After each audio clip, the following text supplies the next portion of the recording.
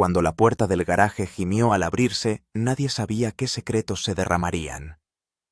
Lo que encontraron dentro de la propiedad de Bruce Lee era algo más que una colección de coches, era un manifiesto sobre ruedas.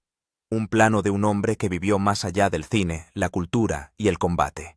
En el silencio manchado de aceite había reliquias de ambición, identidad y pertenencia. Algunas de valor incalculable. Algunas extrañas. Todas ellas profundamente personales.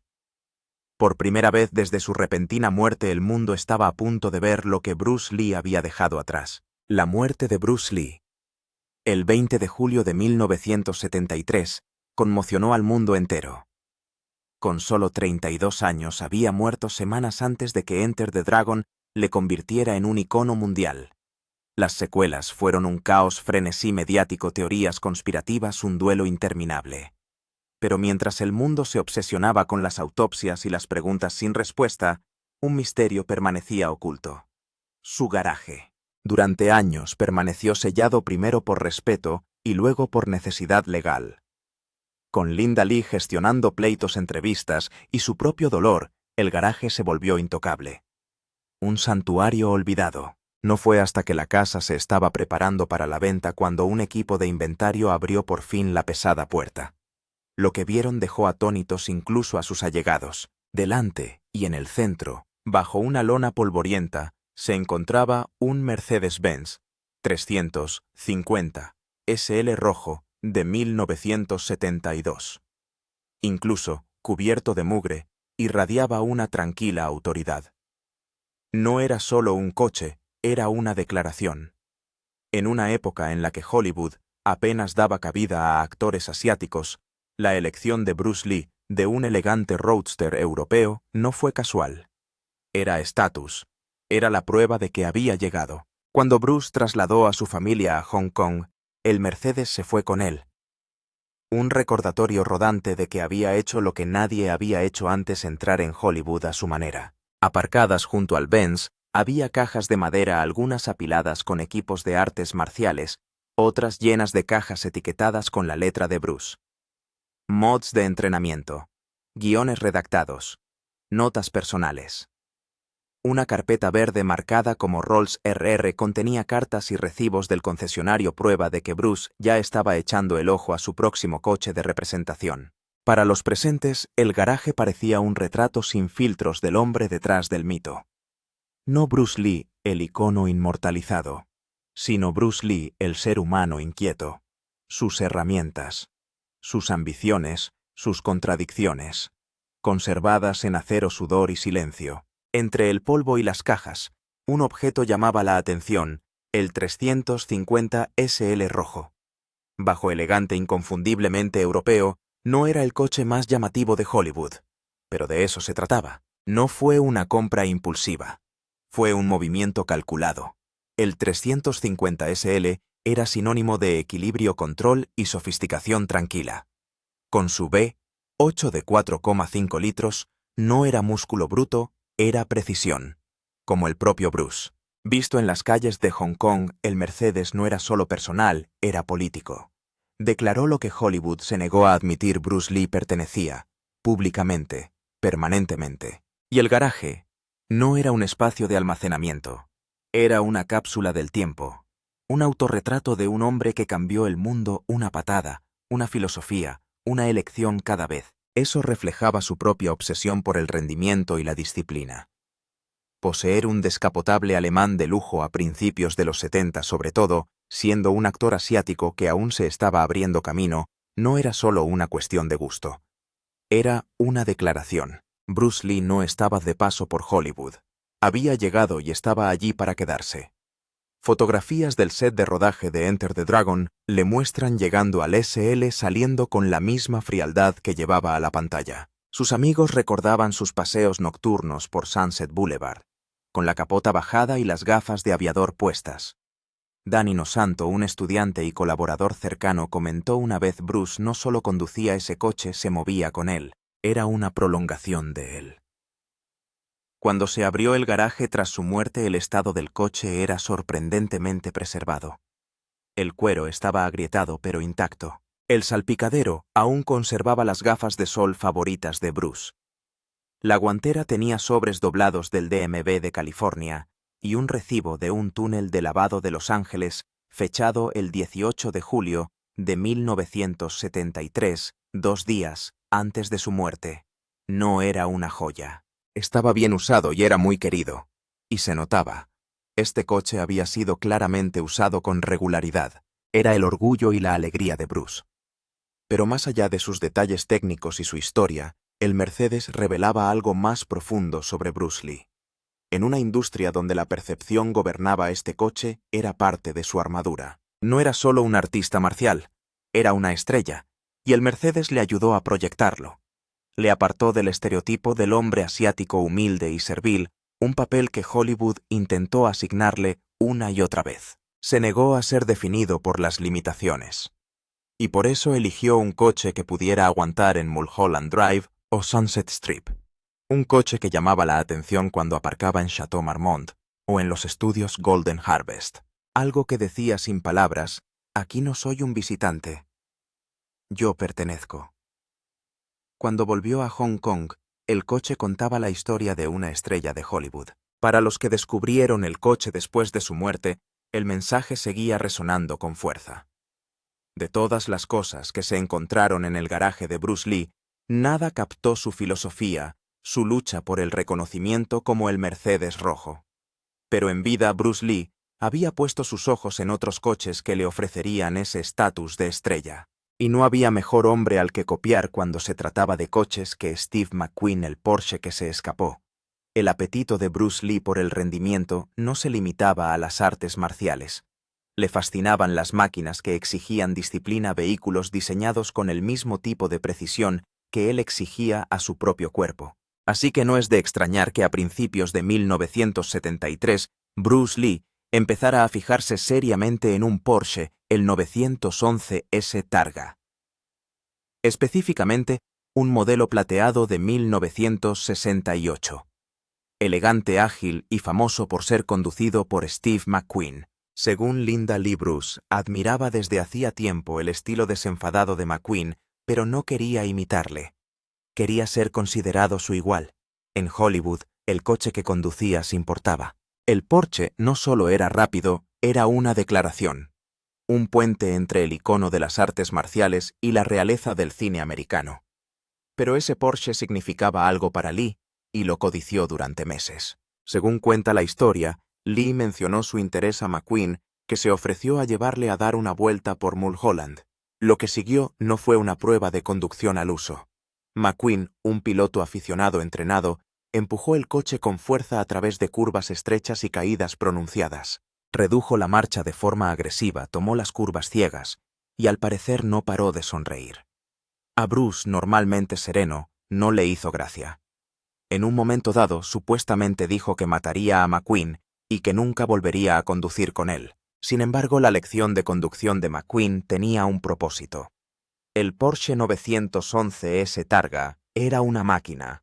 Necesitabas saber lo que estabas haciendo para conducirlo. Y al parecer McQueen no tenía mucha fe en las habilidades de conducción de su amigo. De vuelta en su garaje, el momento parecía vivir en papel. En una caja de cartón etiquetada como auto, los gestores de la herencia descubrieron una solicitud de una página a Beverly Hills Porsche Audi por un 911 S Targa junto con una nota manuscrita pegada a ella. Demasiado rígido.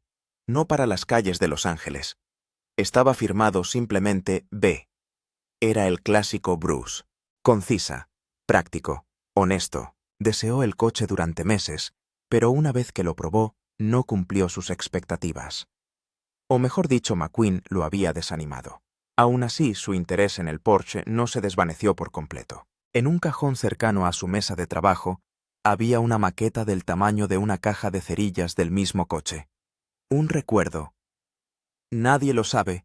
Lo que hace esta historia aún más intrigante es lo que no estaba allí.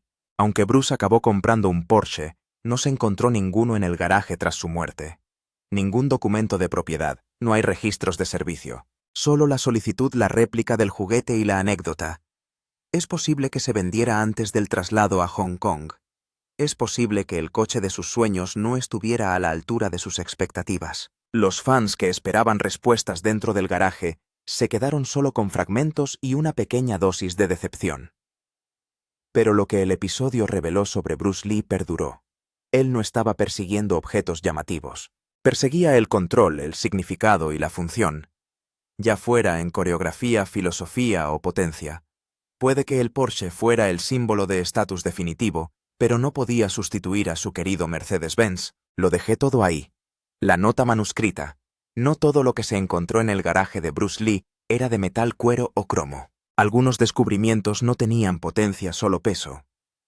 Entre las herramientas, planos y documentos relacionados con el automóvil descubiertos en los años posteriores a su muerte, hubo un objeto que dejó a todos boquiabiertos. Una pequeña ficha manchada de grasa clavada en un tablero de corcho sobre su banco de trabajo. En tinta azul descolorida se leía simplemente: «Lo dejé todo allí».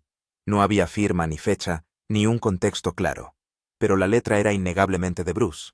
Esas 6 palabras garabateadas en apresuradas letras mayúsculas han suscitado más especulaciones que cualquier otra cosa descubierta en el garaje.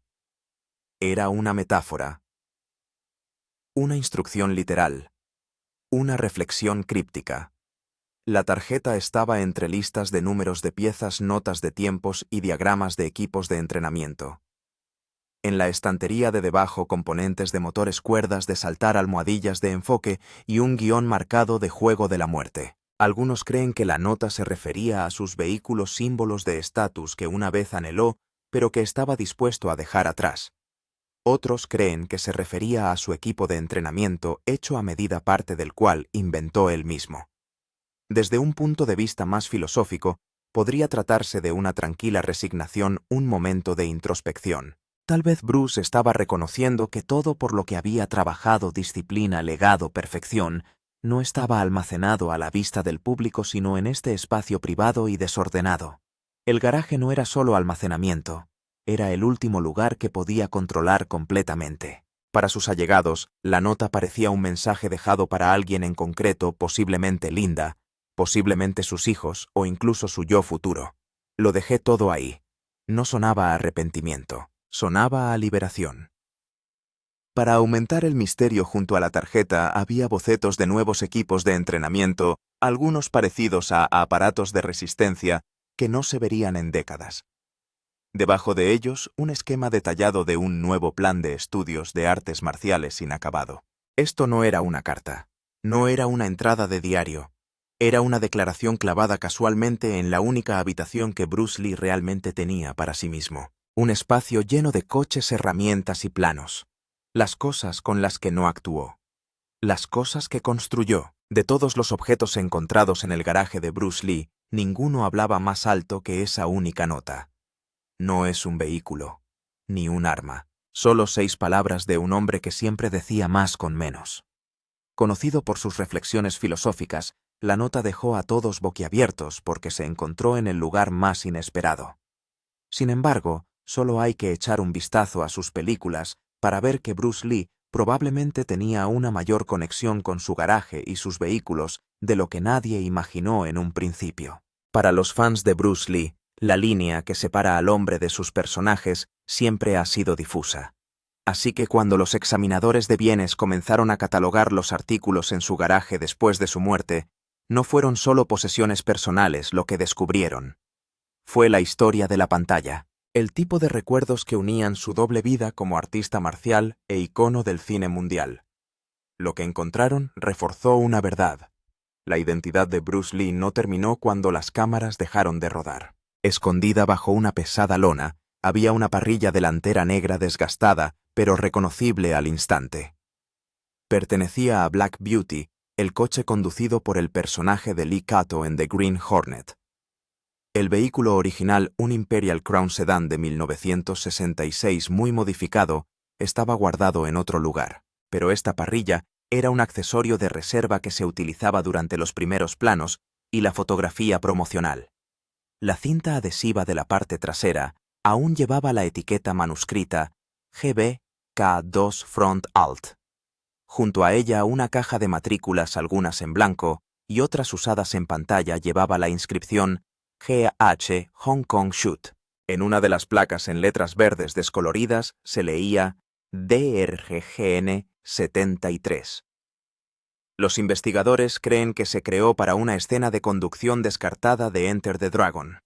Aunque la escena no llegó a incluirse en el montaje final, la placa se conservó como indicio de un plan cinematográfico que nunca llegó a materializarse del todo. Unas indagaciones posteriores revelaron unas Polaroids descoloridas de un anodino Chevy Nova cubierto de calcomanías con temática de artes marciales y con una pancarta casera en la ventanilla trasera protegida por el avispón verde.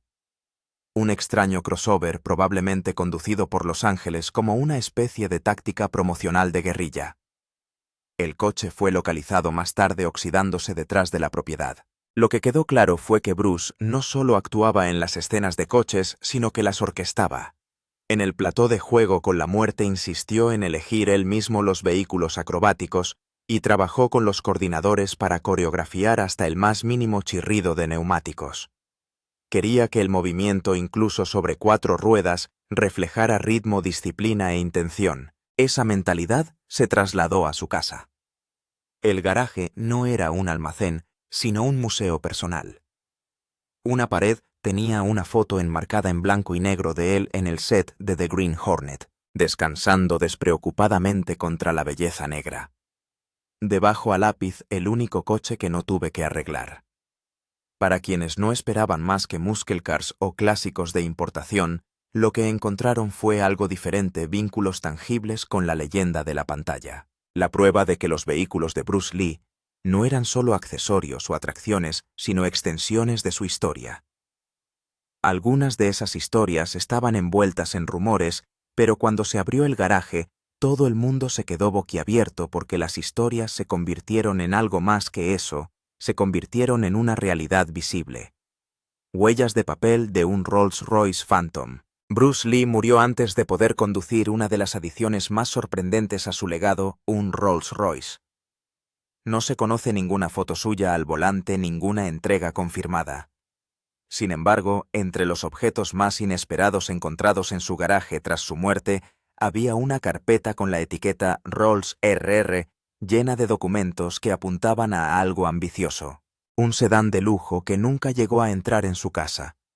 En el interior de la carpeta había correspondencia del concesionario fechada en la primavera de 1973. Una carta con membrete en relieve de un distribuidor de Rolls-Royce de la costa oeste confirmaba un pedido personalizado, un corniche descapotable en color champán dorado, con interior de cuero crema y adornos de nogal burilado. Entrega estimada a agosto de 1973, pocas semanas después de la muerte de Bruce Lee. Otro documento revelaba un depósito por transferencia bancaria de $2.000, unos $14.000 de hoy en día, realizado para asegurar el espacio de construcción. El papeleo parecía rutinario, pero las implicaciones no lo eran. Bruce Lee, un hombre que había crecido en la clase trabajadora de Hong Kong, estaba a punto de poseer uno de los coches más exclusivos del mundo. Para algunos fue un shock. Un Rolls-Royce no encajaba en la narrativa del disciplinado artista marcial minimalista, pero para otros tenía sentido. En 1973, Lee era una estrella internacional con múltiples contratos cinematográficos, promociones y negocios en marcha. Estaba a punto de cruzar no solo en el cine, sino en el estatus. El Rolls no era solo un coche, fue una declaración. Bruce Lee había llegado a la cima y tenía la intención de quedarse. Habría sido su primer coche de lujo británico, su compra más extravagante hasta la fecha. Pero el vehículo nunca fue entregado. Su repentina muerte lo detuvo todo. Los documentos permanecieron intactos durante años, enterrados bajo formularios de licencias y una pila de revistas de automoción. El propio garaje se convirtió en el último vestigio de este plan no realizado. Nadie canceló el pedido. Nunca se tramitó ningún reembolso. El expediente simplemente se detuvo. Y eso fue lo que hizo que el hallazgo fuera tan convincente. No era solo un coche fantasma. Era un atisbo de lo que podría haber sido una vida diferente. Una carrera más larga. Una presencia más poderosa en Hollywood. De haber vivido Bruce Lee, podría haber sido fotografiado saliendo de un Rolls hombro con las mismas estrellas que una vez dudaron de él. En su lugar, todo lo que quedaba era el papeleo. Y para los que abrieron ese garaje, esas silenciosas páginas pueden haber sido el descubrimiento más ruidoso de todos. Herramientas, equipo de entrenamiento y la ciencia de la velocidad. Aunque los coches del garaje de Bruce Lee revelaban su gusto por la precisión y la presencia, era el equipo que había en los bancos laterales y en las cajas de almacenamiento lo que contaba una historia más profunda. Un estante todavía bien organizado contenía luces de sincronización, kits de ajuste del carburador y medidores de neumáticos. Todas herramientas de primera calidad. No se trataba de tener un coche por casualidad. Bruce era muy práctico. Según la familia, le gustaba modificar el rendimiento del motor, sobre todo en su Mercedes-Benz 350 SL, que ponía a punto con regularidad. Pero a escasos centímetros de estas herramientas de automoción había algo más. Nonchaku, hechos a medida, bandas de resistencia con notas de calibración escritas a mano y pequeñas pesas de mano grabadas con las iniciales BL. La yuxtaposición era sorprendente. En su garaje no se trataba solo de conducir rápido, se trataba de moverse mejor. Tanto si se trataba de artes marciales como de mecánica del automóvil, Bruce abordaba ambas con la misma filosofía: dominar los fundamentos y luego ir más allá. Una de las cajas contenía dispositivos experimentales de entrenamiento construidos con piezas de desguace de automóviles. Un amortiguador convertido soldado a una placa base estaba etiquetado como Grip Test Mark II. A su lado, bocetos de máquinas de resistencia de extremidades años adelantadas a su tiempo. En una pared colgaba una pizarra blanca con tenues anotaciones bajo epígrafes como velocidad, eficacia y control total. La mitad de la pizarra trataba de la mecánica corporal, la otra mitad las relaciones de par del vehículo. Estaba claro que Bruce no separaba estos dominios. Estudiaba con la misma intensidad cómo se movía un cuerpo y cómo respondía una máquina. Luego vino algo más oscuro. Una pegatina arrugada pegada al guardabarros oxidado de un viejo Chevy Nova aparcado en la esquina trasera del garaje. Decía protegido por el avispón verde. Era a la vez humorístico y críptico. ¿Fue utilizado en una acrobacia, un guiño a su personaje de Kato o simplemente una broma privada? En cualquier caso, añadía textura a un espacio por lo demás metódico. El garaje de Bruce Lee, según todos los indicios, no era una colección pasiva. Era un taller, un laboratorio, un dojo con un bloque motor. Todo lo que se encontraba en él reflejaba una mente en constante prueba, retoque y nuevo intento. Para un hombre obsesionado con el movimiento humano o mecánico, las herramientas que dejó atrás eran algo más que sobras. Eran las huellas de un proceso, un sistema, una búsqueda de algo más rápido, mejor, más refinado. No solo en la calle, sino en sí mismo. Ha pasado tiempo desde que se abrió el garaje de Bruce Lee, pero lo que allí se encontró sigue despertando curiosidad. No por su valor económico, aunque es probable que algunos objetos no tengan precio, sino por lo que revela sobre el hombre detrás de la leyenda. Este no era el garaje de un coleccionista de celebridades. No había filas de exóticos pulidos. No había ninguna exhibición pretenciosa. En su lugar surgió un espacio profundamente personal que reflejaba el mundo interior de Bruce Lee. Parte actuación, parte experimentación, parte rebelión. El Mercedes-Benz 350 SL rojo no era simplemente un coche bonito. Era una expresión calculada de estatus en una industria que cuestionaba constantemente su valía. La compra abortada del Porsche nos dijo que valoraba más el control que la tendencia. El rumoreado pedido de un Rolls-Royce reveló a dónde creía que se dirigía a las altas esferas de Hollywood. No como invitado, sino como colega. Luego estaban los hallazgos más sutiles. Las pesas a medida, el equipo de entrenamiento, las notas del taller. Todos ellos apuntaban a un hombre sin interruptor de apagado. El garaje de Bruce Lee no era donde se escapó del mundo. Era donde construía herramientas para enfrentarse a ello. Y quizá por eso la nota manuscrita: lo dejé todo allí, resuena con tanta fuerza. Él sabía lo que hacía. Dejó un rastro intencionado o no. Y ahora ese rastro se estudia como las escrituras.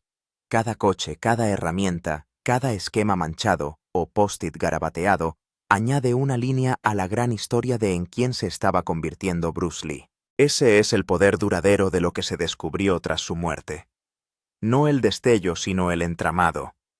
No solo la velocidad, sino la dirección. Incluso hoy en día, quienes han visto de cerca el contenido de su garaje se esfuerzan por explicar por qué les afecta tanto. Tal vez sea porque rara vez llegamos a ver leyendas en progreso. En pausa, incompleto, con tornillos sin atornillar e ideas a medio pensar. Quizás sea porque vimos el producto acabado en la pantalla, pero aquí vimos la planta de la fábrica. O quizá es que Bruce Lee iba como siempre 10 pasos por delante. El garaje nunca fue solo acerca de los vehículos. Se trataba de movimiento, ya sea a través del espacio, el estado o la filosofía. Lo que dejó no fue una colección, fue un impulso. Si Bruce Lee hubiera vivido, ¿qué aspecto tendría ahora su colección de coches? Danos tu opinión en los comentarios. Gracias por vernos, nos vemos en el próximo vídeo.